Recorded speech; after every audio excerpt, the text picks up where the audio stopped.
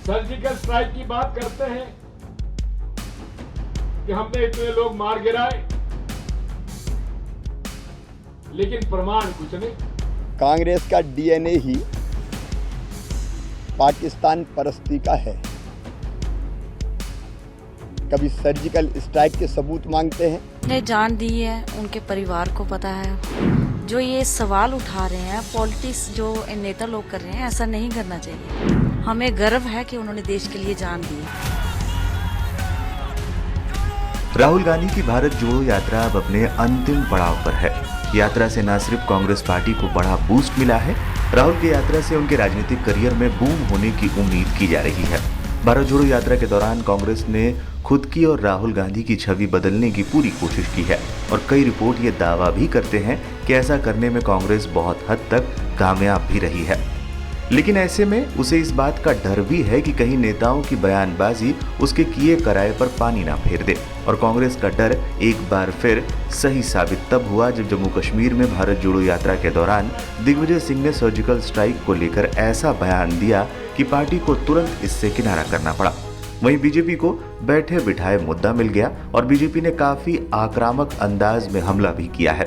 BJP ने कहा है विपक्षी पार्टी प्रधानमंत्री मोदी की नफरत में अंधी हो गई है और भारतीय सेना का भी अपमान करने से नहीं कतराती। साफ तौर पर कहा जा सकता है दिग्गी राजा एक बार फिर पार्टी के लिए पनौती बनकर उभरे हैं। कश्मीर में सर्जिकल स्ट्राइक को फर्जी बताकर एक बार फिर उन्होंने बीजेपी के हाथ खेलने का काम किया है। जम्मू कश्मीर में एक सभा को संबोधित करते हुए दिग्विजय सिंह ने कहा कि सर्जिकल स्ट्राइक की बात करते हैं कि हमने इतने लोग मार गिराए, लेकिन प्रमाण कुछ नहीं, केवल झूठ के पुलिंदे पर ये राज कर रहे हैं। सर्जिकल स्ट्राइक की बात करते हैं कि हमने इतने लोग मार गिराए,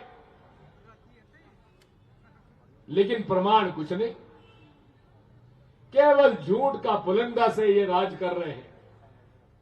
मैं आपसे कहना चाहता हूं,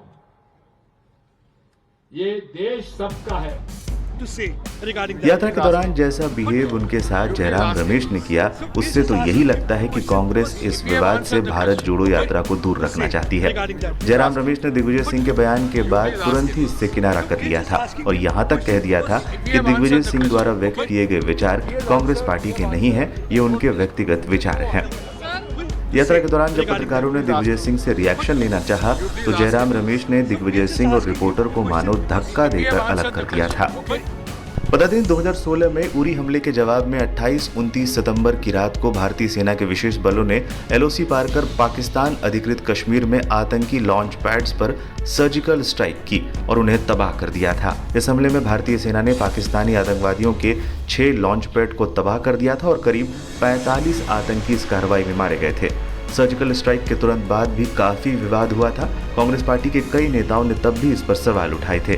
कांग्रेस को उम्मीद थी कि वो इससे सरकार को न सिर्फ घेरेंगे बल्कि चुनाव में इसे मुद्दा भी बनाएंगे, लेकिन उन्हें बुरी तरीके से मुंह की खानी पड़ी थी। कांग्रेस का सर्जिकल स्ट्राइक पर सवाल उठाना और इसके सबूत मांगने पर जनता ने इसे सेना पर सवाल उठाने जैसा समझा और 2019 के चुनाव में मोदी सरकार जो इसे अपनी सरकार की एक बड़ी कामयाबी के तौर पर दिखा रही थी, सफल रही और भारी बहुमत के साथ दोबारा सत्ता में आ गई। कहने का कुल मतलब यही है कि आखिरकार दिग्गी राजा की काम बिगाड़ने वाली हरकतों को कांग्रेस भी पहचान गई है। दिग्गी राजा ने कई मौकों पर कांग्रेस का काम बिगाड़ा है। जाहिर है कि भारत जोड़ो यात्रा जब अपनी लोकप्रियता के चरम पर पहुंच रही है तो इस तरीके की बयानबाजी किसी भी जिम्मेदार नेता को शोभा नहीं देती। कोई अदना सा राजनीतिक प्रेक्षक भी जानता है कि बीजेपी बहुत आराम से उनकी इस हरकत को अपने फेवर में मोड़ने का कुव्वत रखती है।